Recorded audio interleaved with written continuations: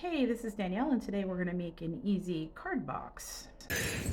Okay, so today I'm going to be making a small box to hold all of my cards for the year, and I'm going to start with some 1/4-inch plywood that I had that's scrap. I cut it into, or ripped it into, cut, whatever, 9-inch wide. And then I'm going to make 2 sides that are 7 inches, a back that is 7 inches, and then I'm going to see where I'm at for the last piece. I'm also going to need a top for this, but I'm going to show you how that all goes. I'm going to go ahead and cut this, and I'll show you what it looks like when it's done. Okay, so I have 3 pieces cut here. These are going to be my sides and my back. I'm going to need a bottom, of course. But before I do that, I actually need to add a notch here, and I'm going to do that with my table saw. So the next thing I need to do is actually make a little notch in my thing. So I've unplugged it. Make sure it's unplugged. Don't mess around with your hands inside it while it's plugged in. I mean, probably won't make a mistake, but you might. So hey, if you like your hands, don't do that. Oh my gosh, sorry. The wind is so bad here. So what I'm going to do is lower this and snap this back in place. I'm going to do that, and I'm also going to be lowering this, which lowers using the little notch or little thing here. So I want to lower this quite a bit because I'm wanting to make just the shallowest of grooves in my wood. As you can see, my wood is very thin, so it would be very easy to cut through the whole thing. So my goal is to just hit just a little groove. So I'm like looking at this here. So as you can see, even at the highest point, it's not going to go through all the way through my wood. However, it's going to be really touchy because it's going to be very close. So here we are. So I'm just making a little bit of a groove. I'm going to see if this works. Okay, so here I do have it. I've set up the guard here, or not guard, I don't know what you call it. Anyways, you have to remove the guard up here, the safety pieces, because otherwise you won't be able to move this over. And you do want it to be even back, front, and side. So here we are. We are just going to run it through like this once it's on, and that'll put a little groove in there. Actually, I want to look at where this will be so I could see where it's going to be. Now, of course, I'm doing this all with this thing off. Just keep that in mind.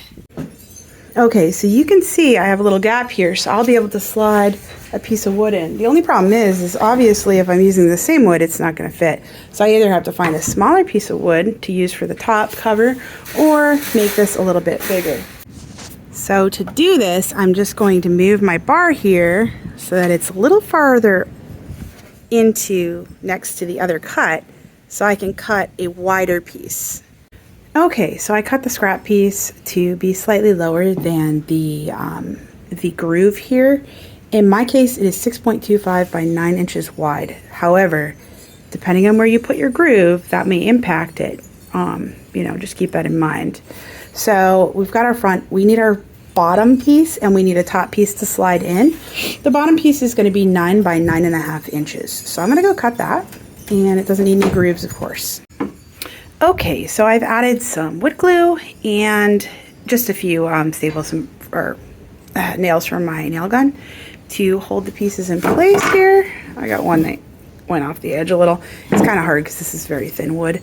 I'm going to add some more glue along here and here, and then place this last front piece like that, of course, without the overlap. I got to push this out, and then I'll attach my base. Okay, so I've got my bottom here, going to add glue all along this section and pop this right on top. So this is what we've got, and now I just need a piece to slide in here. Okay, so it fits this way now, so now I'm just going to draw a line and cut that so it fits the opposite way as well. Okay, so you're going to prime the box, let it dry, and then go ahead and paint it. So you can see I put several layers of paint on here. The next thing you're going to do is just cut any vinyl you want to put on your box. In this case, I'm using permanent vinyl for the top, and I did this Cards Against ADHD piece for the front. I was going to do HTV, but I ended up switching to permanent vinyl because I was having some issues ironing it on. So the first thing I'm going to do is apply this to the top. This is the regular vinyl. It's permanent vinyl from Cricut. And I just want to get the design on there. But I'm going to start with my transfer tape. The transfer tape pretty much just helps you move everything over. So Here I am just putting it on and centering it. And you'll see me move it over like this. At this point, I need to move the second part of the design, which was cut in a different color. I didn't get the video of the process, but I did the same thing with the front of the box, which is the Cards Against ADHD label that I made. So here's how my card box works. I can remove the lid, and I have dividers month by month that I have all my cards organized. I went through and found all of my friends' birthdays, made sure I had the right month, and I just have the card ready to go. That way I can fill it out, sign it, and do all the things I have to know without forgetting, and just make it a monthly task. I hope this was helpful. Thanks so much for watching. Take care, and please check out my blog, DIYDanielle.com. Take care.